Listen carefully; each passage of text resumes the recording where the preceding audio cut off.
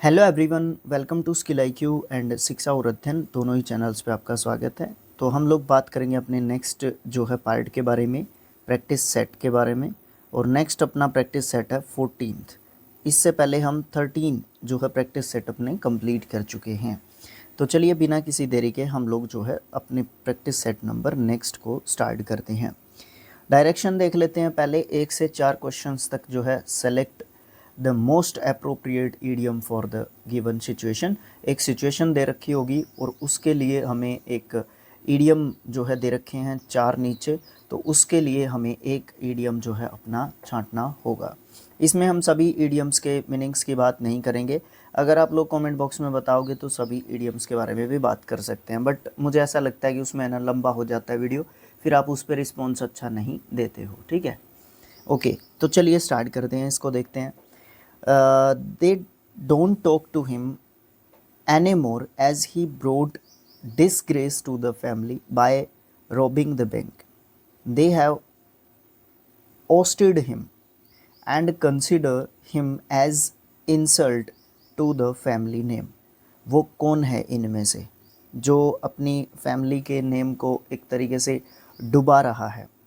तो वो अ black ship है, या अ डार्क हॉर्स है, या फिर क्राइंग वॉफ है, या फिर a fish out of water है। तो वो है ब्लैक शिप।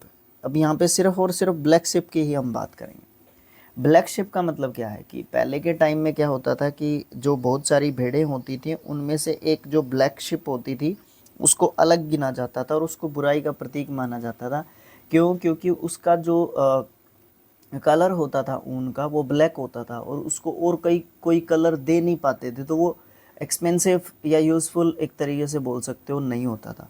तो इसलिए उसको एक जो है बुराई का प्रतीक माना जाता था। तो इस व्यक्ति को भी बुराई का प्रतीक माना जाएगा, तो इसलिए यहाँ पे ऑप्शन नंबर ए हमारा सही होगा, अ ब्लैक शिप। ब्लैक शिप का मतलब क्या होता है? बुराई का प्रतीक एक तरीके से। ठीक है, नेक्स्ट क्वेश्चन आता है, Geetika spoke a lot about her new movie, however it came to nothing in the theatre. Geetika अपनी मूवी के बारे में बहुत बूस्ट अप करती है, बट जब वो थिएटर में आई तो कुछ नहीं निकला, उसमें जीरो रिस्पॉन्स एक तरीके से देखने को मिला। ऑप्शंस है हमारे पास, to dig the grave, to give the devil his dues, to end in smoke, to get into hot water. तो ऑप्शन नंबर सी आपका सही आंसर होगा। तीसरा जो आंसर है, ऑप्शन है, वो आपका सही उत्तर होगा। क्यों होगा? क्योंकि इसमें जो है क्या कहा गया है कि एंड इन स्मोक, सब कुछ बेकार में चला गया। मतलब क्या है कि उसने बूस्ट अप बहुत ज़्यादा किया अपनी मूवी के बारे में, बट लास्ट में कुछ नहीं निकला, सब कुछ धुआं बन के एक तरीके से उड़ गया। मतलब वेस्ट करवा दिया टाइम। इतनी अच्छी मूवी नहीं थी जितना उसने बूस्ट अप गीतिका ने किया था अपनी मूवी के बारे में। तो ऑप्शन नंबर 3 जो है यहाँ पे सही उत्तर रहेगा। नेक्स्ट क्वेश्चन आता है जी आपका थर्ड। ये क्या कहता है? ये कहता है, he started with an online company and became a millionaire. उसने एक ऑनलाइन कंपनी के साथ जो है स्टार्ट किया काम और मिलीनियर बन गया। देन ही सोल्ड इट, उसके बाद उसने उस कंपनी को बेच दिया। And invested in the share market, invested कर दिया शेयर मार्केट के अंदर। एंड अर्नड मोर मनी, और उसने और बहुत सारा पैसा कमाया। Now he has invested in the transportation industry, फिर उसने ट्रांसपोर्ट इंडस्ट्री में इन्वेस्ट किया। And is generating huge wealth, और वहाँ से भी वो पैसा कमा रहा है। व्हाट डज ही हैव, वो क्या है इनमें से? Midas touch, as genuine as a $3 bill, rule of thumb, या फिर स्टिकी फिंगर्स। तो इसमें से हो मिदास टच। वो आपने सुनी नहीं है राजा मिदास की कहानी? वो जो है भगवान को प्रश्न खुश करके एक तरीके से तप करके खुश करके भगवान को, और वो जो है क्या ले लेता है, एक जो है बून आशीर्वाद ले लेता है कि मैं जिस भी चीज़ को छू लूँ वो जो है क्या हो जाए, सोना हो जाए। तो वही बात यहाँ पे है। उसने ऑनलाइन कंपनी में इन्वेस्ट किया, मिलियनेयर बन गया, वहाँ से उसने सोल्ड कर दिया, फिर शेयर मार्केट में पैसा कमाया, फिर ट्रांसपोर्टेशन इंडस्ट्री में पैसा कमाया।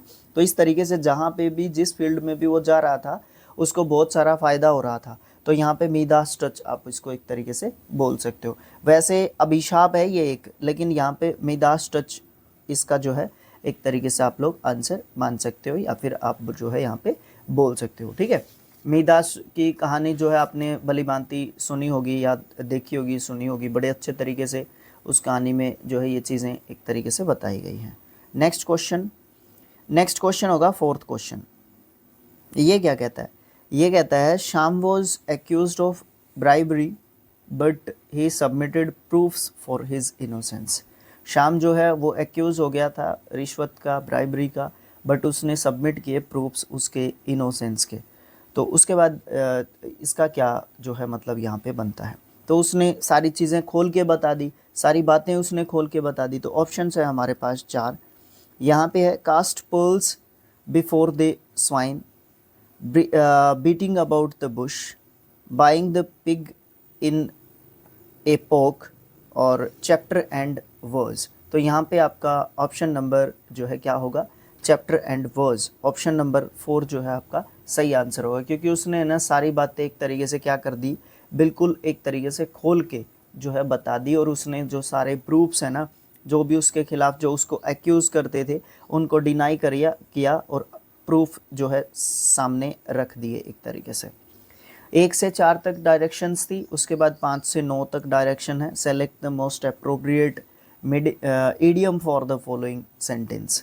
तो यहाँ पे है Shweta organises the sole of handsome pottery at a cheap rate. Shweta जो है ऑर्गेनाइज करती है शेल को, हैंडसम कह दिया मैंने, हैंडमेड पोट्री को जो है बहुत ही सस्ते रेटों पे एक तरीके से। आपके पास ऑप्शंस हैं 4, ठीक है। चारों ऑप्शंस में से देखते हैं हम लोग हमारा आंसर जो है क्या हो सकता है। फर्स्ट ऑफ ऑल हमें ऑप्शंस को जो है बिल्कुल से आपको एक तरीके से देखना पड़ेगा। Having one's cake and eating it too, go for a song, making a fuss out of something, hush money. तो यहाँ पे ऑप्शन नंबर 2 आपका सही उत्तर होगा, गो फॉर अ सॉन्ग। इसका मतलब पता है क्या होता है? बहुत ही मतलब चीप प्राइस या बहुत ही सस्ते प्राइस में एक तरीके से बिल्कुल लो जो प्राइस है ना उसकी यहाँ पे एक तरीके से बात की जा रही है। तो इसी तरीके की हमें डायरेक्शन भी एक तरीके से दी गई थी, या क्वेश्चन आंसर में जो है इसी तरीके की क्वेश्चन या जो इंस्ट्रक्शन है हमारे पास वो भी कुछ इसी तरीके की थी। नेक्स्ट क्वेश्चन आता है 6th क्वेश्चन। ये है the recent strike off the employees left the factory and it's machinery in disorder. तो मतलब क्या हुआ कि अभी रिसेंट में स्ट्राइक हो गई एम्प्लॉयज़ की, कर्मचारियों की, उन्होंने कंपनी को छोड़ दिया और मशीनरी जो है वो एक तरीके से क्या हो गई, डिसऑर्डर हो गई, अस्त व्यस्त एक तरीके से मशीनरी एक तरीके से आपकी यहाँ पे हो गई। ठीक है, तो जब मशीनरी जो है एक तरीके से अस्त व्यस्त हो गई तो फिर आपको जो है काफ़ी प्रॉब्लम्स जो है देखने को मिलेंगी वहाँ पे। ठीक है, तो देखिए ऑप्शंस क्या हैं, need of the hour, lock and key, pin money, या फिर out of gear. Yes, out of gear. Out of gear का मतलब क्या होता है? आउट ऑफ गियर का मतलब होता है, देखो एम्प्लॉयज़ ने जो कंपनी है वो छोड़ दी और फिर मशीनरी क्या होगी, डिसऑर्डर होगी, तो वो आउट ऑफ गियर होगी एक तरीके से, क्योंकि उन मशीनों का क्या हो गया, वो मशीनें जो है एक तरीके से ख़राब हो गई, क्योंकि कर्मचारी जो उनको ऑपरेट कर सकते थे वो जो है कंपनी को छोड़ के जा चुके थे, इसलिए जो मशीनें हैं ना वो क्या हो गई हैं, ख़राब हो गई हैं, डिसऑर्डर जो है उन मशीनों का हो गया है, मतलब एक तरीके से प्रॉपर तरीके से वो मशीनें अब काम नहीं करती हैं। ओके, उनके लिए पता है क्या होता है, कई बार क्या होता है कि चीज़ें आपके खिलाफ जाती हैं, वो इसलिए जाती हैं कि जो जो कर्मचारी हैं ना वो उनको अच्छे तरीके से चला सकते थे, दूसरे जो है सेम फील्ड से अगर कर्मचारी आपको मिलते हैं तो बेस्ट रहेगा, नहीं तो एकदम से आपके सारे एम्प्लॉयज़ आपको छोड़ के चले जाएंगे, तो चाहे कितने भी स्किल्ड एम्प्लॉयज़ हों उस लेवल के हिसाब से आपकी कंपनी को उस हिसाब से नहीं चला सकते जिस हिसाब से पहले वाले कर्मचारी चला सकते होते थे। I was unable to solve the geometry question myself, so I have asked my teacher to help me out. यहाँ पे फर्स्ट ऑप्शन आपका, यहाँ पे ऑप्शंस, अरे भाई इसमें ऑप्शंस का कुछ मेरे ख्याल से यहाँ पे गड़बड़ है, या फिर ये ऑप्शन जो है हमारा फर्स्ट हो सकता है। ठीक है, ये थोड़ा सा बाद में हमें इसको देखना चाहिए। वैसे हाँ, ये यहाँ पे 2 3rd 4th 5th ऐसे लिखा हुआ है ना, तो ये ऑप्शन नंबर 1 है आपका, ठीक है। पीडीएफ में आपको ठीक मिल गया होगा, वैसे पीडीएफ हमने बुक से दे रखा है आपको। तो यहाँ पे ये ऑप्शन नंबर फर्स्ट है, when the going gets tough the tough gets going। नहीं, ऐसी बात नहीं है, बिल्कुल भी यहाँ पे आपकी बात एक तरीके से नहीं है। ऑप्शन नंबर 2 है, 2 heads are better than one, 2 wrongs don't make a right, you can't always get what you want। तो ऑप्शन नंबर 2 आपका सही उत्तर है। मतलब दो सिर जब होंगे एक की बजाय तो ज़्यादा बेस्ट तरीके से काम कर सकते हैं। इसका मतलब पता है क्या? इसका मतलब ये है कि जब दो व्यक्ति एक काम को मिलके करते हैं तो शायद वहाँ से विचार निकल के आते हैं, या उस लेवल पे वो सोच पाते हैं और चीज़ें जो है एक तरीके से क्या कर पाते हैं, जल्दी या स्मूथली या स्पीड से जो है सॉल्यूशन एक तरीके से निकाल सकते हैं चीज़ों का, ठीक है। तो यहाँ पे ऑप्शन नंबर 1 जो है ना, इधर ये क्वेश्चन में गया हुआ था। कोई नहीं, इसको बाद में एडिट करके आपके पास पहुँचा दिया जाएगा। नेक्स्ट है, Rajat irritated the street dog so much that it was about to bite him. मतलब डॉग को इतना चिढ़ा दिया कि लगभग वो उसको बाइट करने ही वाला था, ठीक है, या कर देगा वो उसको, ठीक है, करने वाला था एक्चुअली, ऐसा नहीं हुआ। If you want something done right you have to do it yourself, या फिर if you play with fire you will get burned, if you can't beat him या him join him। ये तो आंसर हो ही नहीं सकता, होगा ही नहीं, ठीक है, इस बात का ध्यान रखना। if it aren't broke don't fix it, ये भी आंसर हमारा नहीं है, ये आंसर नंबर 2 है हमारा, ठीक है, answer number 2। if you play with fire you will get burned, अगर आप आग के साथ खेलोगे तो आपको जलना तो पड़ेगा ही, एक तो ये बात। दूसरी बात क्या है, या इस जो है क्वेश्चन के परिप्रेक्ष्य में हम लोग क्या एक्सप्लेन कर सकते हैं, अगर देखो, अगर आप कोई गलत काम कर रहे हो तो उसको आपको जो है उसका नतीजा आपको गलत ज़रूर से भुगतना पड़ेगा, ठीक है।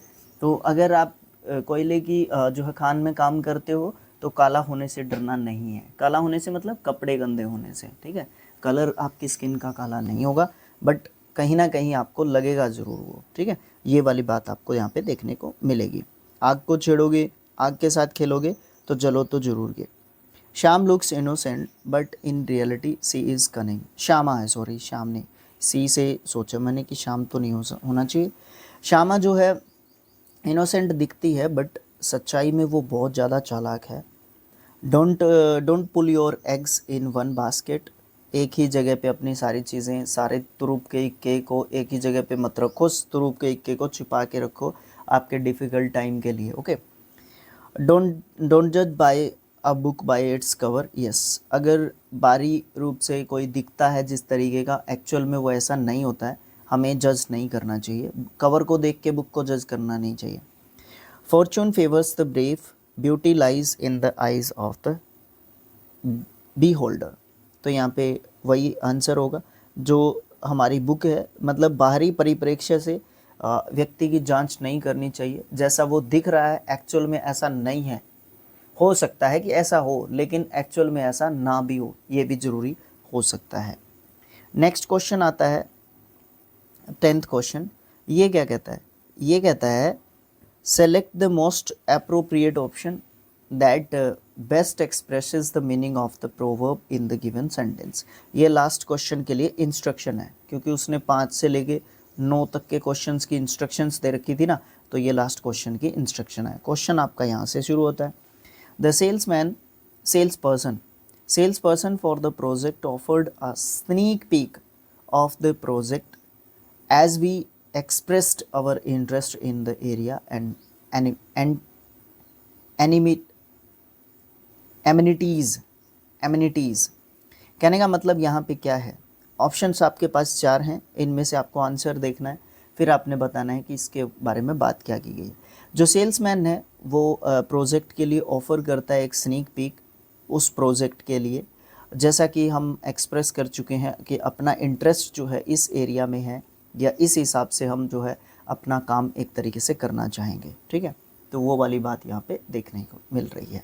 कहने का मतलब क्या है, देखो यहाँ पे इस बात को समझने की कोशिश करो, उसके बाद आंसर सही तरीके से निकल के आएगा। ओके, तो यहाँ पे बात क्या की गई है, सबसे पहले यहाँ पे बात की गई है कि जब भी कोई भी प्रोडक्ट जब बनाया जाता है किसी भी कंपनी के द्वारा, उसको जब मार्केट में उतारा जाता है, तो मार्केट में उतारने से पहले उसके मेरिट्स एंड डीमेरिट्स को अच्छे तरीके से देख लिया जाता है, या मतलब उसका वो कितना यूज़फुल है, या उसको किस लेवल पे वो लोग, जो कंपनी है वो उसको किस लेवल पे लेके जाना चाहती है, उस चीज़ का बहुत अच्छे तरीके से ख्याल रखा जाता है। तो ये वाली चीज़ भली भांति देख ली जाती है, ठीक है, बाय द प्रोड्यूसर या फिर जो भी कंपनी होती है उसके द्वारा, ठीक है। तो वो देखेगा उसका अच्छे तरीके से। ओके, एक बार उसका प्रीव्यू जरूर कर लेगा, देख लेगा उसको कि क्या वो जो हमने चीज़ें इसके ऊपर जो भी हमारी एक्सपेक्टेशंस हैं इस पर्टिकुलर प्रोडक्ट को लेके, मार्केट में जाने से पहले एक बार ज़रूर से इसको चेक करके देख लेते हैं, ट्रायल बेस पे देख लेते हैं। ओके टेस्टेड आपने देखा होगा बहुत सारी चीज़ों पे, तो उसको टेस्ट जो एक बार करके देख ही लेते हैं ताकि कंपनी का नाम खराब ना हो। ऑप्शन है आपके पास, try something new, sending a brief letter to be in a winning position, या फिर getting a preview of something. Yes, this is the right answer, getting a preview of something. मतलब एक बार किसी चीज़ का प्रीव्यू कर लेना, उसको लोगों के सामने भेजने से पहले, है ना, या फिर किसी भी चीज़ को जब आप पब्लिकली करना चाहते हो, है ना, जैसे अभी इस वीडियो को किसी टाइम पे मैंने रिकॉर्ड किया है, आपके देखने से पहले इस वीडियो को मुझे देखना है, या फिर मुझे इसको एडिट एक तरीके से करना है, अगर कोई प्रॉब्लम आपको यहाँ पे देखने को मिलती है तो, ठीक है। तो अगर कोई प्रॉब्लम देखने को मिलेगी बाद में आप उस प्रॉब्लम के बारे में बताओगे तो बुरा भी लगता है, और आपके ब्रांड का नाम खराब होता है। इस तरीके की चीज़ें सेम कंपनीज या चीज़ों के ऊपर जो है एक तरीके से इम्प्लीमेंटेशन इस तरीके के रूल्स का होता है। तो इस प्रकार से अपना प्रैक्टिस सेट नंबर 14 जो है कंप्लीट हो जाता है। नेक्स्ट जो प्रैक्टिस सेट होगा वो हमारा 15th प्रैक्टिस सेट होगा, जिसमें हम नेक्स्ट जो है 10 क्वेश्चंस की हम एक तरीके से यहाँ पे बात करेंगे। अगर वीडियो आपको अच्छा लगा है तो आप जो है वीडियो को शेयर कर सकते हो और चैनल को सब्सक्राइब कर सकते हो, ठीक है, और कमेंट करके बता सकते हो कि किस तरीके की चीज़ें, किस तरीके के सजेशंस आप जो है कुछ अगर देना चाहें तो वो जो है बता सकते हो आप लोग, ठीक है। और वीडियो को लाइक करने से तो जाना ही नहीं है, आपको वीडियो को लाइक ज़रूर से कर देना है, बाकी सब चीज़ें चलती रहेंगी इसी तरीके से, ठीक है। तो thanks for watching, thank you so much. मिलेंगे नेक्स्ट जो है पार्ट में। Thank you.